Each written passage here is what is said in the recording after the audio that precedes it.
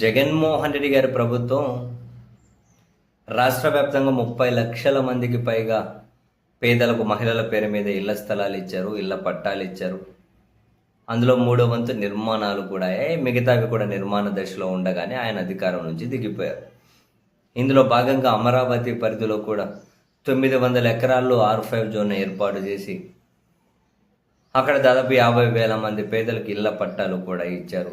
దాన్ని బ్రహ్మాండమైన కాలనీలుగా డెవలప్ చేసే ఉద్దేశంతో ఈ క్రమంలో దీన్ని అధికారంలో రాకముందు నుంచి చంద్రబాబు నాయుడు గారు వాళ్ళ టీం తీవ్రంగా వ్యతిరేకిస్తుంది.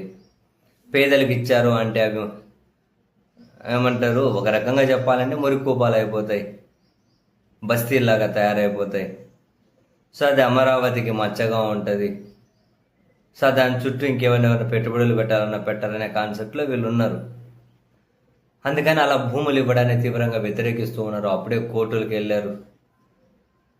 కోర్టులకు వెళ్తే అప్పుడు సామాజిక సమతుల్యత దెబ్బతింటుంది అని చెప్పి దాని మీద స్టేలు వచ్చాయి. తర్వాత అవన్నీ పోయాయి. మళ్ళీ మొత్తం మీద అయితే అక్కడ పేదలకు పట్టా భూములు ఉండే, ప్రభుత్వం ఇచ్చిన పట్టాలు.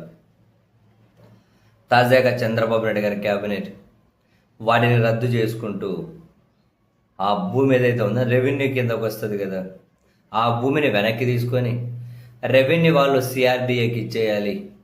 ఆ మేరకు సిఆర్డీఏ ఒక తీర్మానం చేసి ఆ భూములను స్వాధీనం చేసుకోవాలి అంటూ చంద్రబాబు నాయుడు గారి క్యాబినెట్ తాజాగా ఒక నిర్ణయం తీసుకుంది. ఇదేమి ఆశ్చర్యం కలిగించే నిర్ణయం కాదు. ఎందుకంటే స్వయాన ముఖ్యమంత్రి గారే చాలాసార్లు చెబుతారు కదా, అమరావతిలో ఎకరం భూమి 20 కోట్లకు పోవాలి, 30 కోట్లకు పోవాలి, అమరావతిలో భూముల రేట్లు పెరగాలి, అమరావతిలో పెట్టుబడులు పెట్టండి, అమరావతికి బుల్లెట్ ట్రైన్ వస్తుంది, అమరావతిలో ఒలింపిక్స్ వస్తాయి, అమరావతి అమెరికా నగరాలంత స్థాయికి వెళ్తుంది, అమరావతి మరో సింగపూర్ అవుతుంది. ఇంకా వాళ్ళ మంది మార్పులం కూడా చెబుతూ ఉంటారు కదా. అసలు అమరావతి అనేది అటు పశ్చిమ ఏషియాకు, ఇటు సెంట్రల్ ఏషియాకు, అటు వెస్ట్ ఏషియాకు, ఇటు యూరోప్కి, అటు గల్ఫ్ కంట్రీస్కి మొత్తం అమరావతి హబ్ అని చెప్పి కొందరు అపర మేధావులు కూడా చెబుతూ ఉంటారు కదా. అంటే అక్కడ ప్రమోషన్ కోసం ఎకరాలు కోట్లు పలకాలి అని. అటువంటిప్పుడు అక్కడ పేదలకు 900 ఎకరాలలో ఇల్లు ఇస్తే ఈ ప్రభుత్వం ఎందుకు ఊరుకుంటుంది?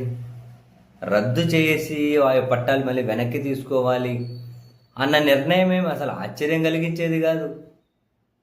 అది మళ్ళీ డెఫినెట్లీ లోక కళ్యాణం కోసమని ఆ నిర్ణయం, పేదలకు ఇచ్చిన ఇళ్ల స్థలాలు వెనక్కి తీసుకోవాలి అనే నిర్ణయం ఆంధ్రప్రదేశ్కి ఎనలేని మేలు చేస్తుంది అని చెప్పి నెక్స్ట్ ఇంకా ప్రచారం చేయగలుగుతారు. ఆ మేరకు కథనాలు కనిపిస్తూ ఉన్నాయి, డిబేట్లు పెడతారు, ఏదైనా చేయగలుగుతారు.